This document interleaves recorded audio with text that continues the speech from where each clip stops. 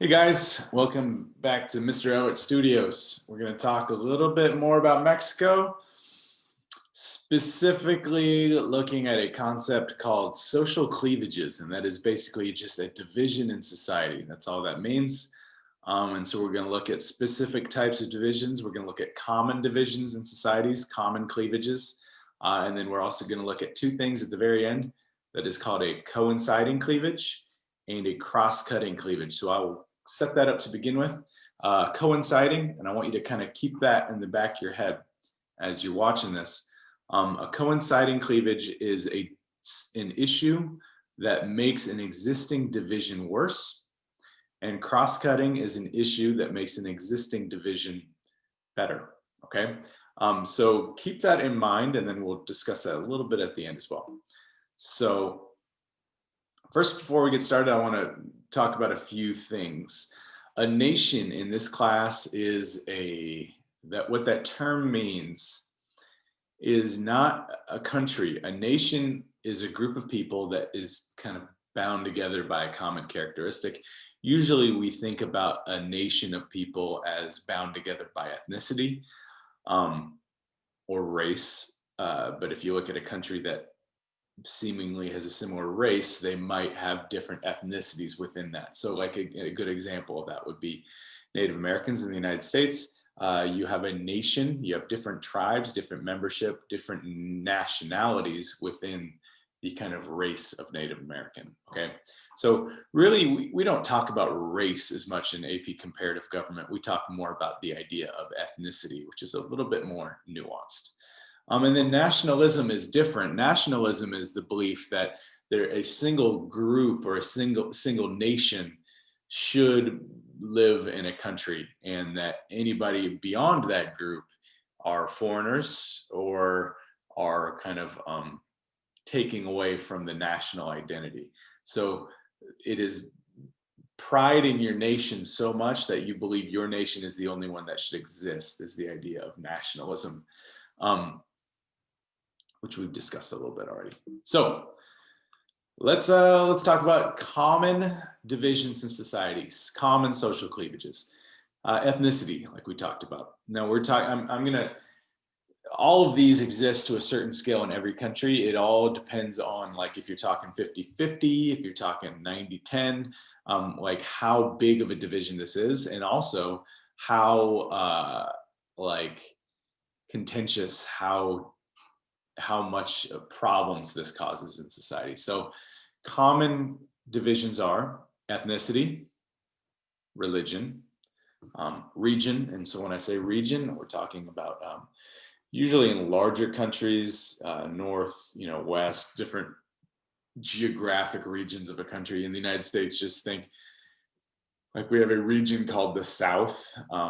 Everybody can understand that culture and life in the South is different than culture and life in the Northwest.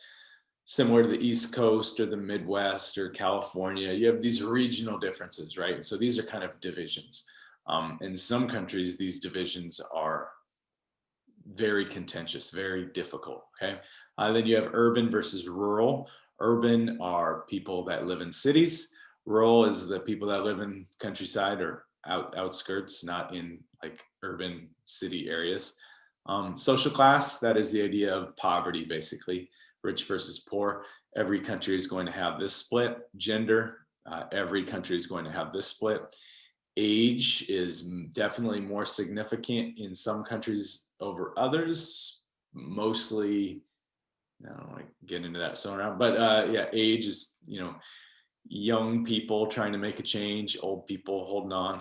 And then language, in certain countries, language can be a major division, especially if you're going to look at languages that are unique to a country.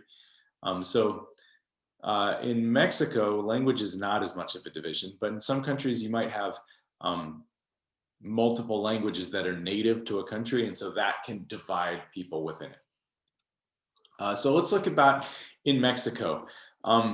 I think it's important to note that the Mexican government doesn't actually keep track of ethnicity. So these are kind of rough statistics. The last kind of research that I could find was from 2012. And so the majority of the population in Mexico are groups of people that are considered mestizo, and that basically means mixed Spanish and indigenous or native heritage.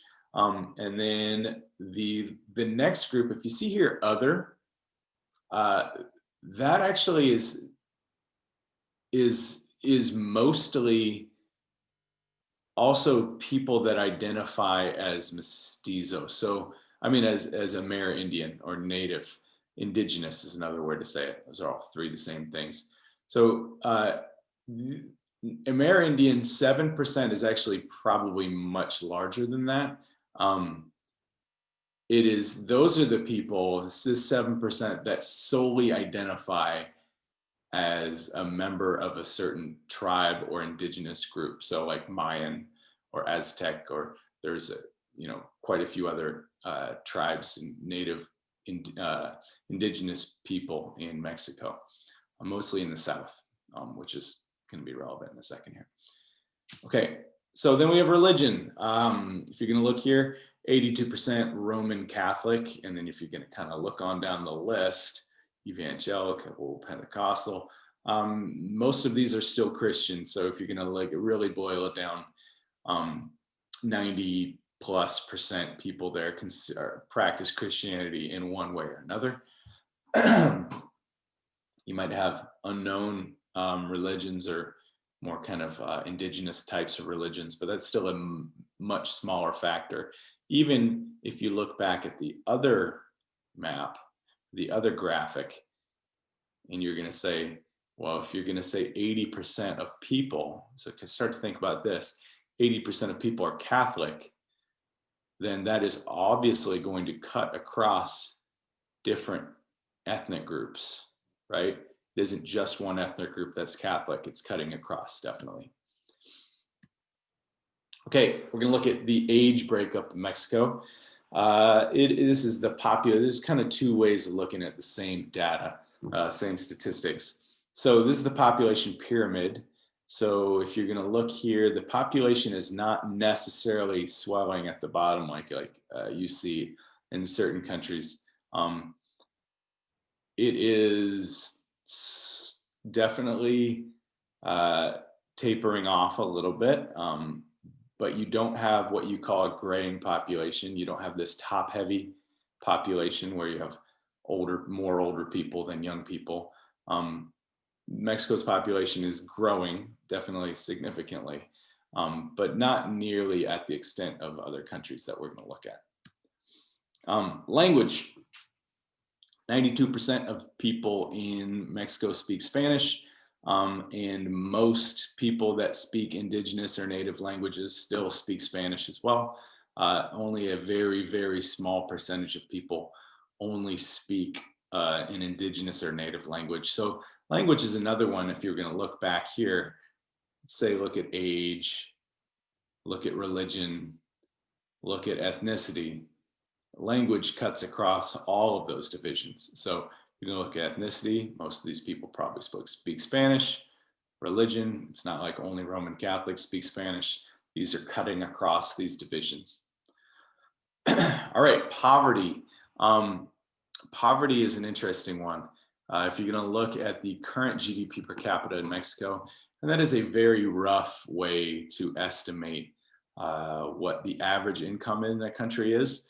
It is just under $10,000 a year, and that is, without getting it too much, that is just generally what the average household income turns out to be.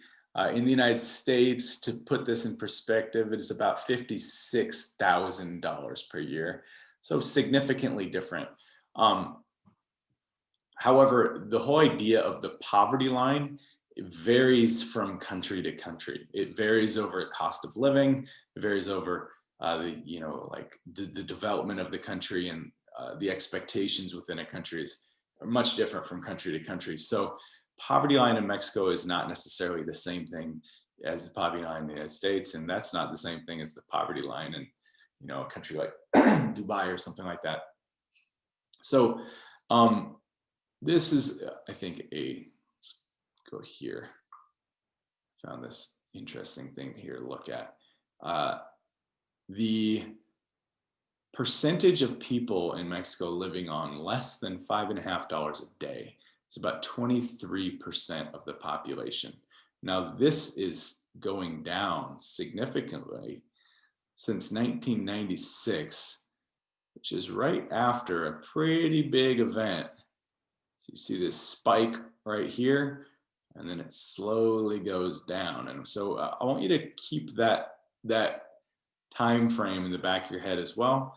Kind of late 90s, late to mid 90s, something big happens in Mexico economically that really changes its future, which is worth keeping in the back of your head there. Okay, so we've got poverty. Now we're going to start to look at how these things shake out and are divided. Actually, I've got a couple more here to look at. Rural. So about 20% of the population lives in the countryside. About 80% of the population live in urban or city areas. Okay, so that is a much more urban society now than it was definitely 50 years ago. This is definitely a sign of moving towards a developed country. If you're going to look at more urban development, more urban societies typically are kind of higher income countries. Okay, population density. This is basically where people live. So this is kind of looking at urban versus rural. It is also looking a little bit of regional differences. So if you look here, people are clustered in urban areas, especially around central Mexico. This is Mexico City right in here. You've got a couple big border cities, Tijuana, Juarez, along the border, but then you guys also have massive kind of expanses of unoccupied land. So you have that is worth mentioning as well, or looking at is the distribution is not even from the north to the south, and you're going to kind of overlay other maps on top of this, looking at poverty, etc. It's not even as well. Okay, again, look at this. So we've got the map of population density. Now we're going to look at the poverty rate in Mexico. So poverty, the darker the color, kind of the higher the poverty rate. And so if you're going to look where the most of the population density takes place, you have higher poverty rates. And then also regionally, definitely more poverty in the south. Even when the population density, if you look down here in the southernmost part of Mexico, southernmost states, the population density is not as high, but you have more poverty in the states of Chiapas, Tabasco, Oaxaca, these states down here. And so definitely there is some sort of overlapping theme going on. And I think it is spelled out pretty well here when we look at the states with the highest indigenous populations are also down here, right?